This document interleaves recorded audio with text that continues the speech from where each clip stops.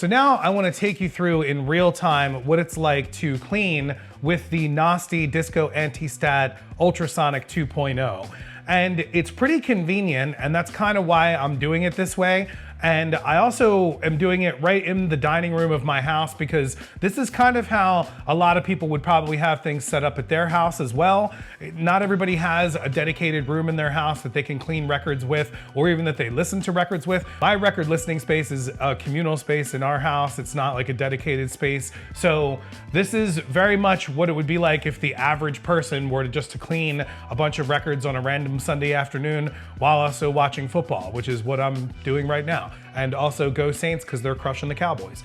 We're gonna clean 11 records in this little box set, which is Sharon Jones and the Dap Kings, I Learned the Hard Way. This is actually a full LP that you can get on LP, but they released it in this limited edition box set, which has all of the songs plus all of their instrumentals on the B side of the entire thing. So I actually got this because I wanted to get all of the instrumentals. I'm a huge fan of just the Dap Kings as well, but I also love me some Sharon Jones. Rest in peace, Sharon Jones. We all love her and we always will. And so we're gonna clean this box set. We'll talk about exactly what settings we're gonna use, why I'm also using 7-inch 45s to show the convenience of the Knosti Disco Anti-Stat Ultrasonic 2.0, because with its cleaning solution, it dries pretty fast. And as you're gonna see here, before we even get to the end of the rack of records, the first ones that we started with are gonna be pretty dry. So we're gonna be able to put those into sleeves and then move on to the rest of them and get all 11 of these clean. So let's go ahead, let's fire this thing up. We're gonna start the Disco Anti-Stat here. Cheers to Knosti on this one. Let's get some records cleaned. So as you can see here, I've got everything that you're gonna need laid out and things that I've kind of added to this situation too, which is just a little camera blower is very, very convenient to just blow off the records right before we're about to clean them. As well, we've got our mixture. Our mixture's already mixed, so we're ready to go with that. And I put a little paper towel down too, because you're gonna see when we pull the records out of here, they drip a little bit. So as they drip, we're just gonna make sure that that doesn't happen. So let's clean our first record here. And you get an awesome little booklet with this too. And maybe while we're waiting and having the records clean, we'll talk about some of that booklet and we'll talk some more about this. But here we go. So number one, the game gets old, and we'll get rid of these little sleeves as well. And we'll talk about exactly how I sleeve the records also while we're doing this. But the first thing that you gotta do is clamp in your record with this record clamp. And as it says here, 4 singles, and I didn't realize this until like the second or third time I cleaned the 45. You actually pop this thing off right here and you flip it around and it becomes like a 45 spinner. For your wide hold 45s, you just pop it on here like this and we place it in like that and we're ready to go. I like to just lightly just dust these off real quick with a quick air blow. Do not actually blow on the records. It's something that I learned while doing a lot of video and photography work. You should use one of these manual blowers. Do not use compressed air either. Compressed air can shoot out particles onto records or onto camera lenses. Use something like this, which is just a handheld blower, and all you do is just blow off some of the air. You're not gonna get everything off with it, and that's not really the point. The point here for this step is to just kind of get any of the big debris off of it that you need to. Now, do not over tighten these clamps. These clamps can get very, very tight onto the records. They can create like a suction onto them. So you wanna make sure that you do not over tighten the clamps onto the record. Even just doing this can make it go on too hard. So you really gotta be careful with it and just lightly make sure that it's on there. If you fill the tank to its correct portion for either a 7-inch or a 12-inch, as we'll show you here. As long as you're filled to the right amount in the tub, it's not even gonna touch the inner groove of the record. So normally I would have had the tub already filled up before I clamped the record, but I wanted to just show you how this is going, and I'm kind of filming all this as I go. So we're gonna fill the record cleaner up here, and you just go in nice and easy and nice and slow, because it will actually go through the goat hair brushes and take a second to kind of fill up on both sides of the machine. There is actually a max fill line right there, and that max fill line is where we're trying to get to for our 7-inch records. If you're doing 12-inch records, I would actually leave it below that max line, because when you put the record in, it actually comes up a little bit, so you don't want it to rub against this thing while it's in there, because that's where you might get some liquid onto your labels. And just as a warning, if you do get liquid on the labels, just let it dry. I got a lot of liquid on a couple of my labels on the first couple of records that I tried with this, and I was very worried about it because I thought the labels were ruined at this point, and they were actually some pretty valuable records. And I let them dry, and I let them dry a little bit longer than I normally would have for the vinyl, and all the records dried out perfectly fine, and all the labels dried out perfectly fine too. Now that's obviously not something that you want to keep doing, so make sure that you don't fill the tub too much for what type of record that you're putting in. So now we put the record in, and the first time you put it in, you're just gonna roll it in, and there's a little gear lock here, and just kind of roll the record into the gear lock, and now we're locked in. For these records, for 7-inch records, I'm using a 2-minute clean time because 45s don't really have that much grooves to them, and they're pretty small, so you don't need to put them into a solution for that long. So hitting the arrow once will start the progress bar, and as the progress bar goes up, this is like gearing itself up to go, and then you're gonna see it starts moving. And now we're starting our clean, and as you can see here, the first time through, you're gonna get a little bit of bubbles, which is what the whole entire filtration system is doing. The water's moving through an entire filtration system in here, so it's not just the ultrasonic bubbles that you're seeing bubble, you're also seeing the water re-pumping back into the tub as it's getting pumped out and re-pumped through the filter. As you can kind of tell here, the device is pretty quiet. I have a microphone on, and like I'm literally right next to it here. So this is if the microphone is literally right next to the device. My air conditioner also just kicked on a minute ago too. So if you were playing music over top of this, you absolutely wouldn't hear it at all. So another awesome, very convenient thing about this. And here we go, we're coming up to our timer, 3, 2, 1. Now, the first time that you finish up and you take it out of the device, it is a little tricky. There is a locking gear device, and if you turn it counterclockwise, it starts to come out of the gear. If you go too far, it'll lock back into the gear again. But if you just roll it back a little bit counterclockwise to where it's not fully out of the gears, and then just pull it forward and you have it out, and now you can just pull it off. Now, 45s don't drip as much as the 12-inch LPs, and we'll show a 12-inch LP in a little bit here. But all we gotta do is unscrew the clamp, which unscrews okay because we didn't put it on too tight. There's barely any water residue inside the actual run out groove, so it's not even coming close to the label here. And as you're gonna see when we put it into the rack, the way that a record dries on the rack, it literally will dry through all those grooves, so the water's not gonna run straight down across the labels. Trust me, I've done tons of these records and I was very worried about this myself, and it never gets the labels wet. There's a lot of water on the actual vinyl grooves at the moment, but you're okay. So we have record number 2. Hit our timer. If you hit the arrow up once, it brings up your time, and then you hit it again and it brings your meter to show that it's starting, your progress start, and then it will kick in and set you going. There it is. I'm gonna go check in on the game and see who's winning. You'll see here too, my kids will probably start ending up in the shots, and my wife might end up in the shots too, just because, again, this is what would happen in real life if you were sitting here cleaning records in your house. So cheers to Knosti for letting this go on. By the way, there's iced tea in this because I don't drink coffee. So this Sharon Jones box set comes with this really awesome booklet, and this booklet gives you a really great behind the scenes look at a lot of the stuff in their studios, which is really cool. Our record finished here. So our second record just finished.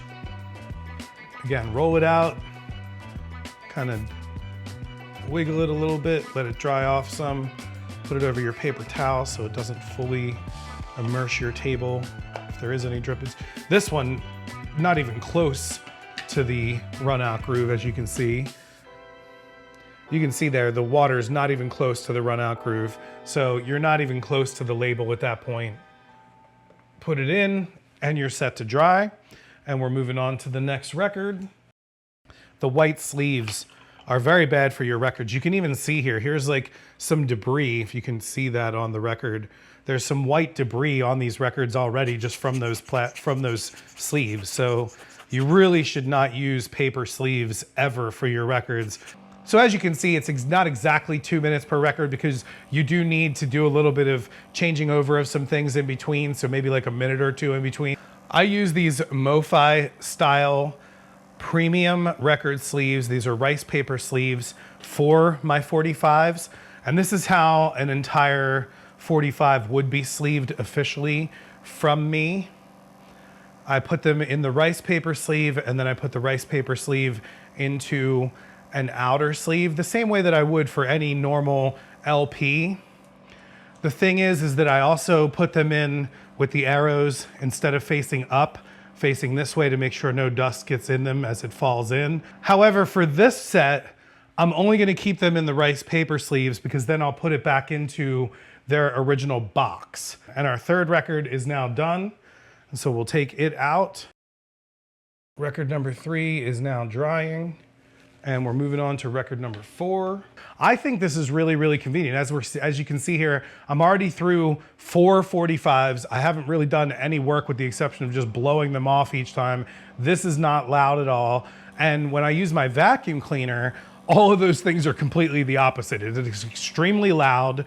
The 45s actually don't come as clean. I always have to do multiple revolutions just to get all of the liquids and stuff like that off. So this has become way, way, way more convenient in terms of being able to clean 45s. 45 number 1 is already probably like 90% of the way dry at this point. So if you figure that's 2, 4, 6, 8 minutes. So it's been drying now for about 8 minutes, and visibly, it already looks dry to 90% of it. You definitely want to make sure that you don't put the wet records into one of these sleeves or any sleeve while they are still wet. That can create moisture problems. It can create all kinds of issues. Moisture with records is actually a very bad thing. So it's very good to make sure that the record's fully dry before we use them at all.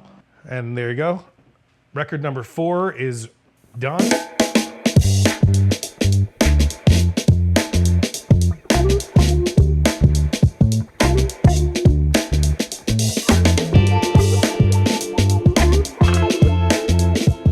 Up here with 10 seconds left of our 5th record.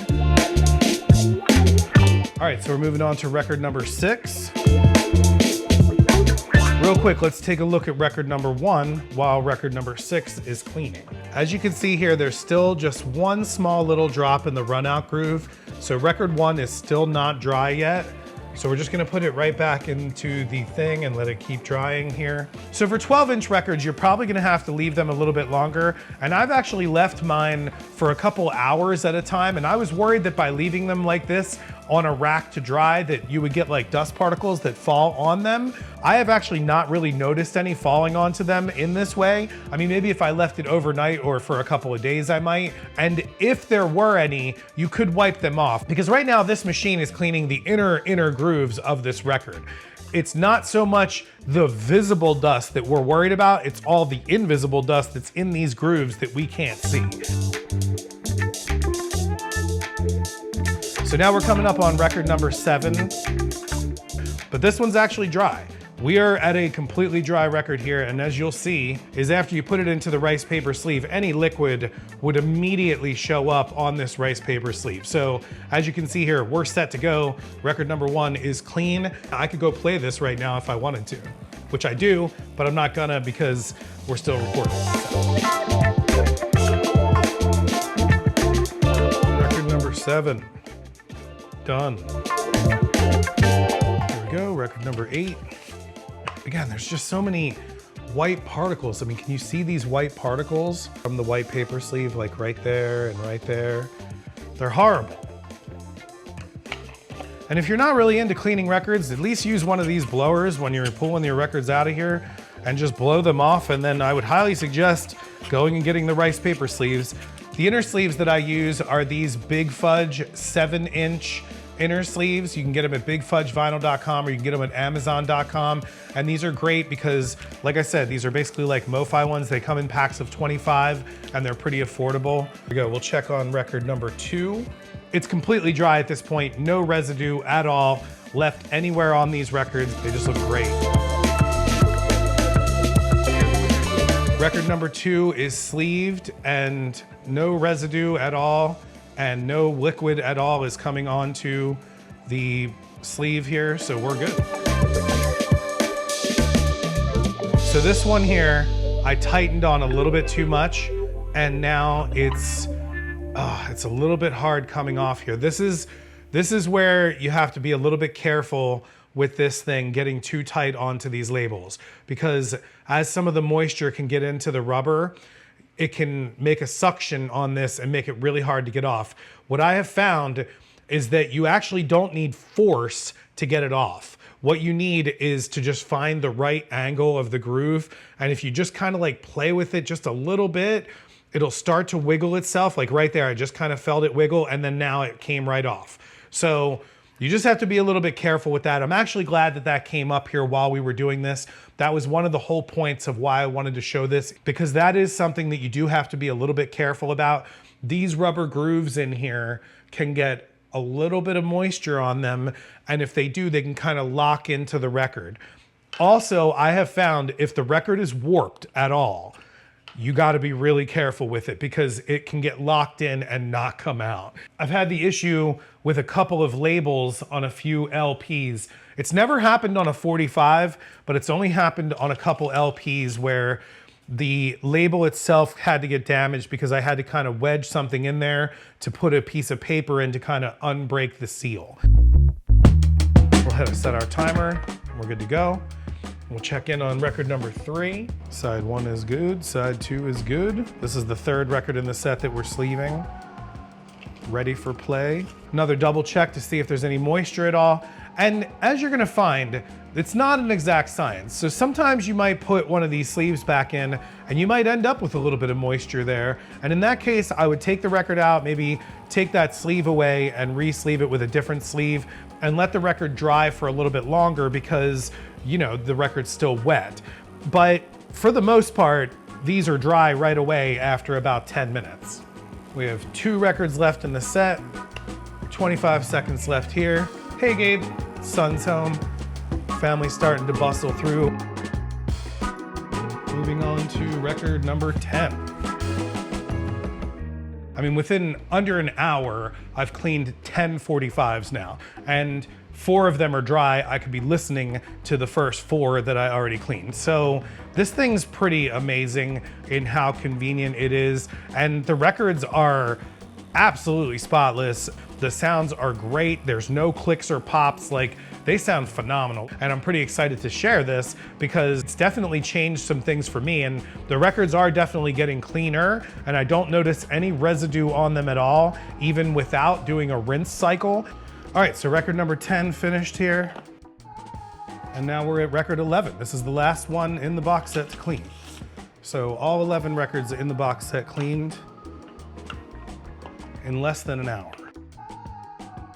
So there's record number 4. As you can see, it just looks beautiful and it is completely dry. We'll double check it here to see if there's any moisture.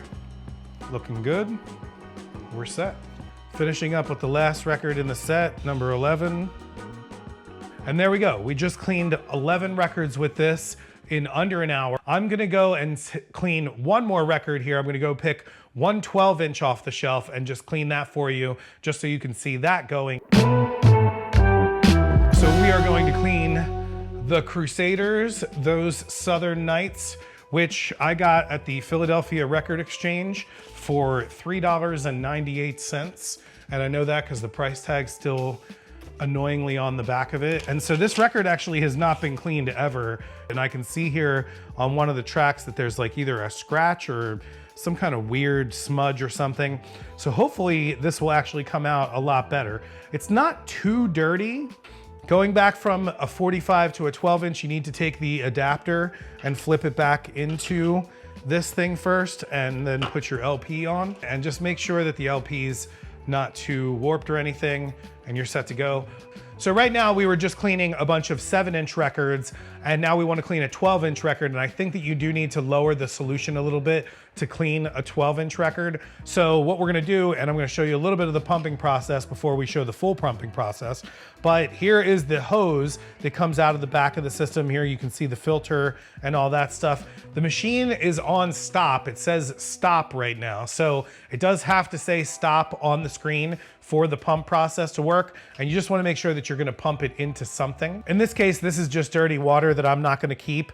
You could keep some of this solution and reuse it. I have found that it's not actually too bad, but in this case, I'm not going to keep the solution this time around, and I'm just going to pump it out here. So you hold the pump button and the pump starts, and you can see it's just pumping out a little bit of the solution there, and then we just want to stop it because I don't want to pump out too much of the solution for a 12-inch record.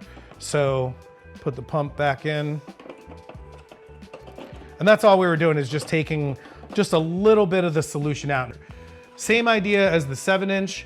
Don't tighten that clamp down too much. And the 12-inch record fills in there. I'm gonna set the timer to 4 minutes. This timer goes up in 10-second increments. So here we go, and it's gonna start its clean. While we are watching this clean, we will go back to 45 number 5 from the Sharon Jones box set. For the LPs, I will get them prepped by putting them back into their outer sleeves so that they're ready for their inner sleeve to be added.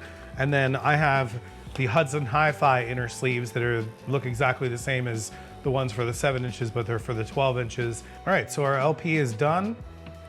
And again, we just roll it forward a little bit, pull it towards the front of the machine. The LP will drip a little bit more, as you can see here. I can get it on the screen there. We're not even close to the label being, the label run out groove is completely dry right now. So no liquid's even close to the label. All right, and now our LP is drying and the rest of our records are dry. We got a full drying rack ready for listening. Now what we're gonna do is we're gonna empty out the machine, and I'm gonna show you the entire pumping process and how that works. So we finished up here, and now we're just gonna turn the machine around just so you can see the back side of it. Normally you wouldn't have to turn it around if you were doing this at home, but we're gonna pull off our backside and we're gonna pull out our pump hose. The machine needs to be on the stop cycle in order for the pumping to start. So you can activate that by either starting the cycle by starting it and then hitting the power button once and that stops it, or you could just wait until you're done a complete cycle and it's just been sitting in the stop position. And then you just hold in the pump button until the pump engages and then it starts pumping out. So first, I'm gonna put my pump into my water bottle to make sure that it's in something before it starts pumping out. And now I'm gonna hold the water pump button and it's gonna activate the water pump. And there you go, it's got a 60-second pump out cycle, and now it's pumping the water into this water bottle. And I usually I usually hold it down here so you can kind of see it pump out a little bit better. But as you're seeing there, it's pumping out of the back and pumping through the filter. And as you'll see, it will make that noise and kind of fizzle out once it gets down to the very bottom and the machine has completely emptied out. It makes this kind of like fizzle noise. So at this point, it pumped out completely into this solution. And as you can see here, the solution is not that dirty. They say to use it again until the solution starts to yellow. And I will admit, I've used it a couple times. I've reused my pumped out solution a couple times and it hasn't been that bad, but I've also noticed the yellow solution too. So when it starts to darken, or even if you start to see particles in there at all, like there are some floaties in here. Some of these records were kind of dirty. So even if you see some floaties in there, I would probably discard your fluid and go for another batch. Another small tip that Knosti gave me was to actually run the regular cycle one time a little bit, and it will actually clean out some of the remaining liquids in the pipe. So we're gonna do that real quick and just run the cycle. Just all you have to do is hit the button once and you'll start seeing your cycle start to come up again. And it's actually gonna kick out some of the liquid into the tub. And we're gonna let that pump for a second. You can kind of hear it here. And it'll actually pump out like through its cycling, even though there's not any liquid in the tub. It's just pushing through some of the liquid that was in the filter system. And so I usually let that run for about like a minute, and it fills up a little bit more of the liquid into the tub, and then I pump that liquid out too. And you don't need to do a full pump for that. If you hit the pump button again while it's pumping, that'll actually stop the pump process. So after that, you can put your pump hose back. At this point, there's 2 spots left for maintenance just before we pack this up, is to take this little dry brush that they give you and just put it down in here and get any of the remaining suds that are out of there, which this thing fits into this tub absolutely perfectly. And I'll show it here real quick on camera. As you can see here, this brush fits perfectly into this tub. Even on this side too, it fits down in there just right, so you can get all this stuff out. And then if you want to, you can take out the goat hair brushes and clean those as well. I would recommend cleaning them, but you don't have to do it after every single cleaning. If you pull out the goat hair brushes and you notice that there's dirt on those, that's a time to clean those. What I would recommend is letting them dry on the drying rack, and then after they're completely dry, to brush them off that way. Don't try to clean them when they're wet. The only other thing left here, and we've already shown this, is cleaning out the filter, which you just pop the filter off of the 2 hoses that it's connected to, unscrew the filter right here.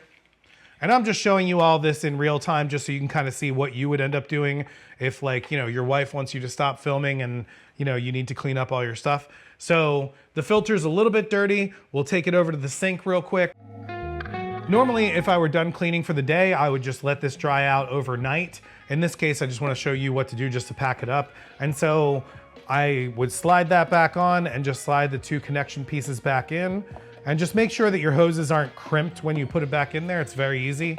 And then close it up and you're set to go. So that's how easy it was. In less than 1 hour, we cleaned 12 records, 11 45s, and 1 LP. And that's exactly what it would be like if you were sitting around your house on a Sunday afternoon, cleaning all these records, watching the Dallas Cowboys get crushed by the New Orleans Saints.